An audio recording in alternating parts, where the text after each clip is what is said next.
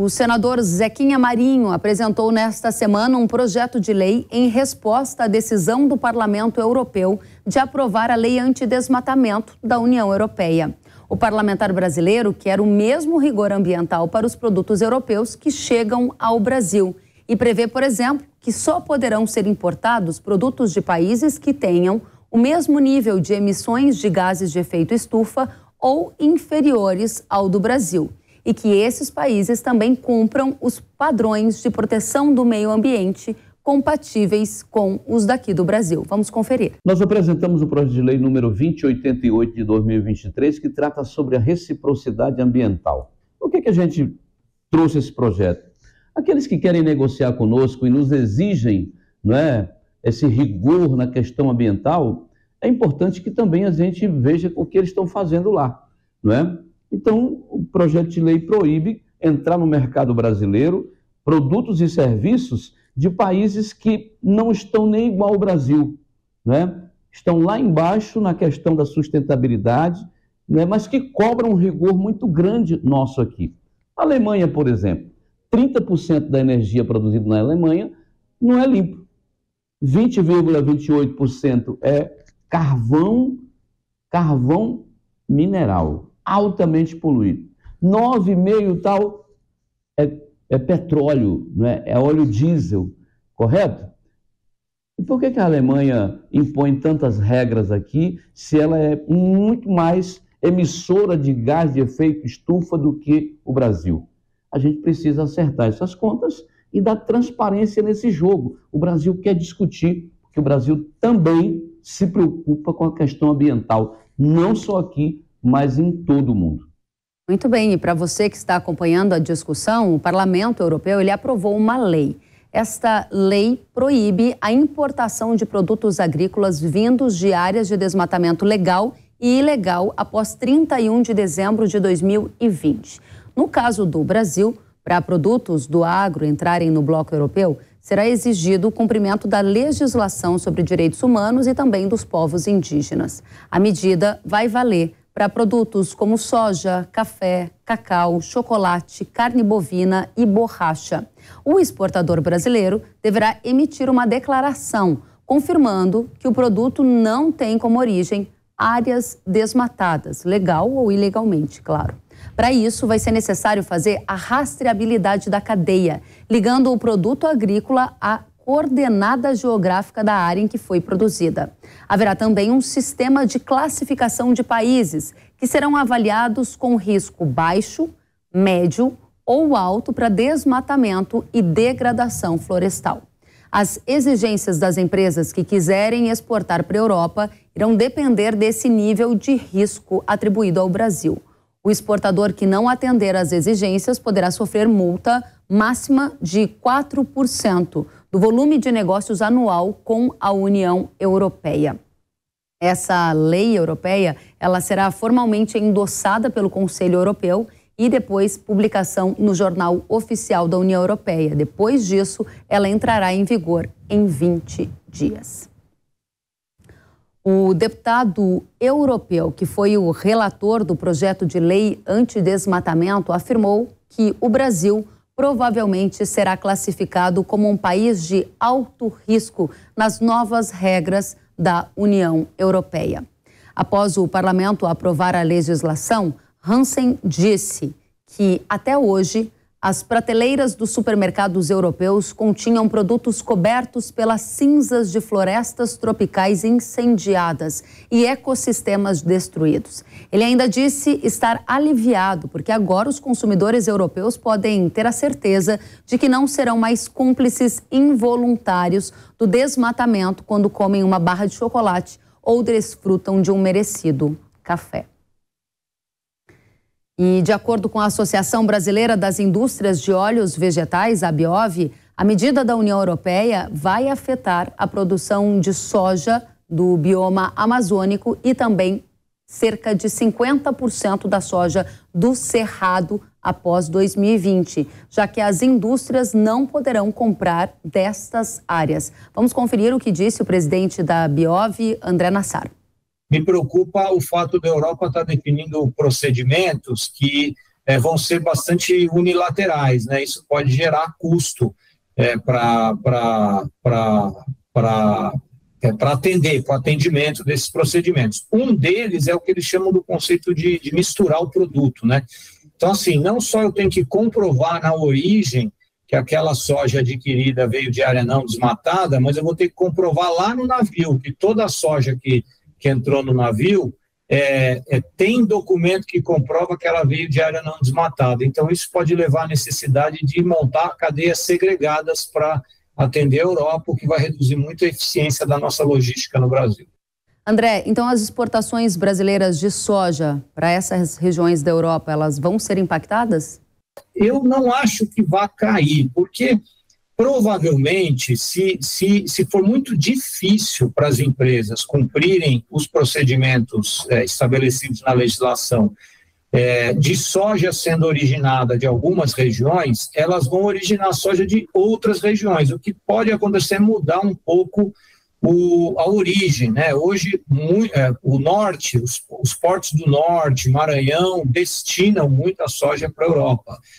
Pode ser que essa soja para a Europa comece a ter prêmio, vamos dizer assim, a soja que sai do sul indo para a Europa com um custo logístico maior, mas havendo demanda na Europa, isso pode acontecer. Então, eu não acho que vai cair, mas eu acho que pode ter uma certa realocação da origem aqui no Brasil, de qual porto que sai e de onde veio a soja que atendeu aquele porto. Está claro que a Biov, através de você, disse que não há uma expectativa de queda nas exportações. Agora, uma outra questão essas novas regras impostas pela União Europeia devem aumentar o custo da cadeia de soja no Brasil. Você já deu uma dica para a gente nessa direção.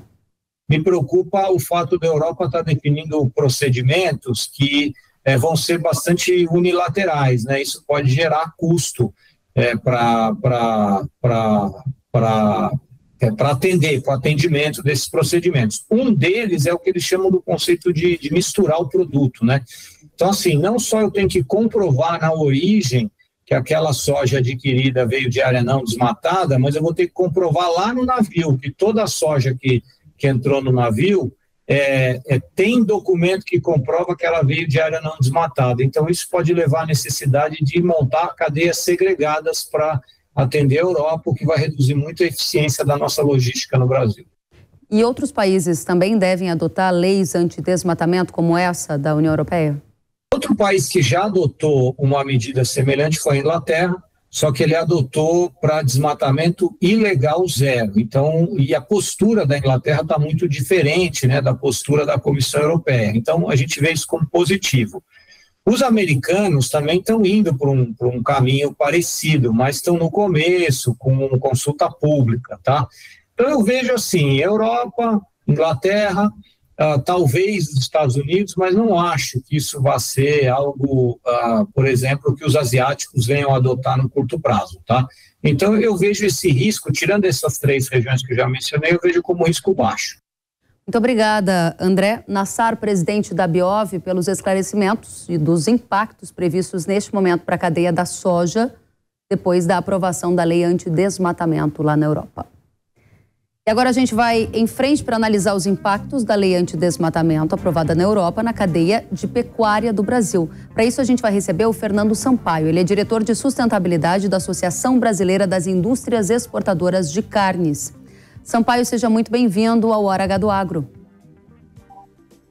Oi, Karen, obrigado pelo convite. Nós é que agradecemos a sua presença em um momento tão importante para análises de impacto na cadeia pecuária. A aprovação da lei antidesmatamento muda o quê na vida prática do pecuarista que nos assiste? Olha, Karen, na verdade essa pressão a gente já vem seguindo há muito tempo, né? A gente tem, desde 2009, a indústria começou a assumir compromissos públicos de monitorar essa origem do gado que a indústria frigorífica adquire, né? Isso para atender o Ministério Público, mas também para atender clientes, para atender financiadores. Então, a gente sabe que a gente tem um problema maior que o da Europa para resolver, né? A gente precisa ter uma rastreabilidade, de fato, na pecuária, onde a gente consiga segregar a origem do animal, garantir que esse animal não está vindo de áreas que tenham ilícitos ambientais, e isso é uma responsabilidade nossa, né? Assim como é a fiscalização da ilegalidade, a implementação do Código Florestal. A nossa produção para a Europa, de certa forma, ela já é segregada, né? A gente tem uma lista trace de fazendas aprovadas para exportar para a Europa. Essas fazendas, que são um pouco mais de 1.300, têm os animais 100% identificados, mas a gente tem um desafio de chegar na origem também desse gado que chegou nessas fazendas. Então, como é que a gente estende essa rastreabilidade até a fazenda onde esses animais nasceram e garante que também ali para trás não tinha desmatamento? Então, a gente vai ter um período aí de pensar em como colocar em prática esse sistema, né, de rastrear e dessa garantia de origem. Muito bem. A Europa continua sendo um mercado bastante relevante para a gente na carne. Na sequência, eu quero saber desse período de transição para adaptação, mas antes, uma questão que você deixa aqui para a gente entender. Você disse que há um período de adaptação, mas a minha questão prática há uma lei antidesmatamento aprovada na Europa e nem todo boi produzido no Brasil é um boi que a gente tem a rastreabilidade. Ou seja, aqueles que não conseguirem comprovar a origem do seu animal estarão impedidos de vender para frigoríficos que são exportadores para a Europa. Essa é a linha de raciocínio na sua avaliação?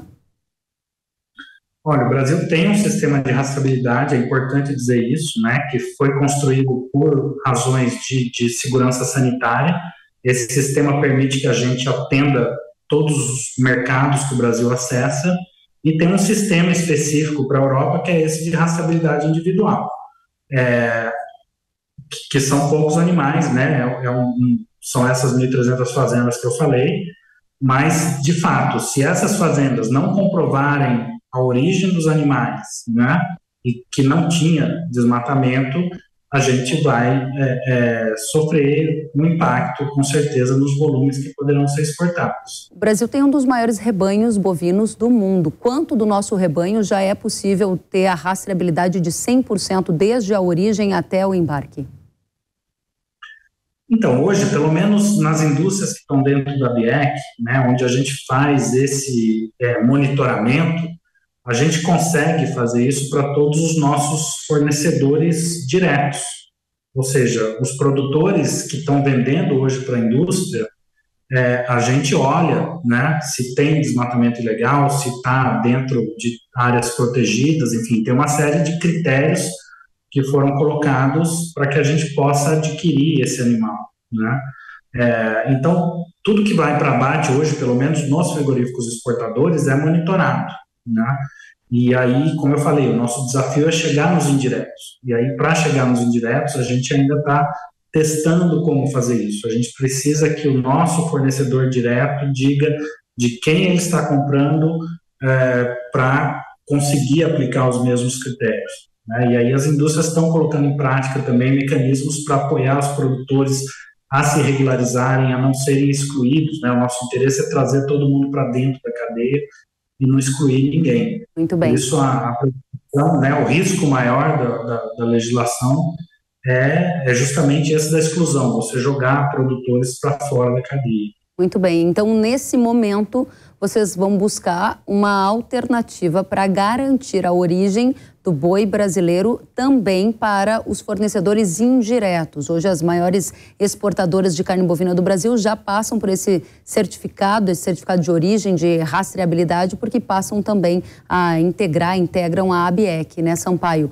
A pergunta sequente que eu te faço é: a medida vai entrar em vigor a partir de quando, essa lei antidesmatamento da Europa? E qual vai ser o período de adaptação para os exportadores de carne bovina?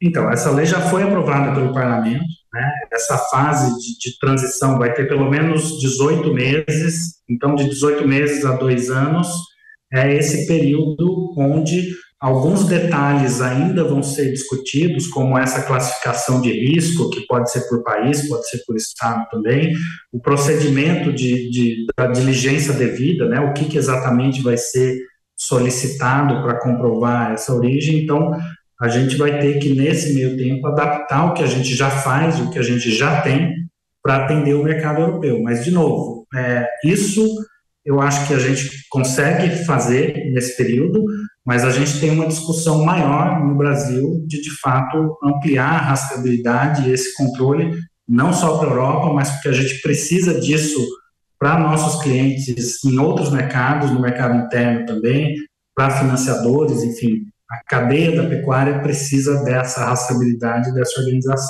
Muito bem, então você já disse aqui para a gente que as indústrias de carne que exportam para a Europa já possuem 100% dessa rastreabilidade da cadeia para comprovar que a carne bovina do Brasil não veio de área desmatada depois de 2020, é isto, né?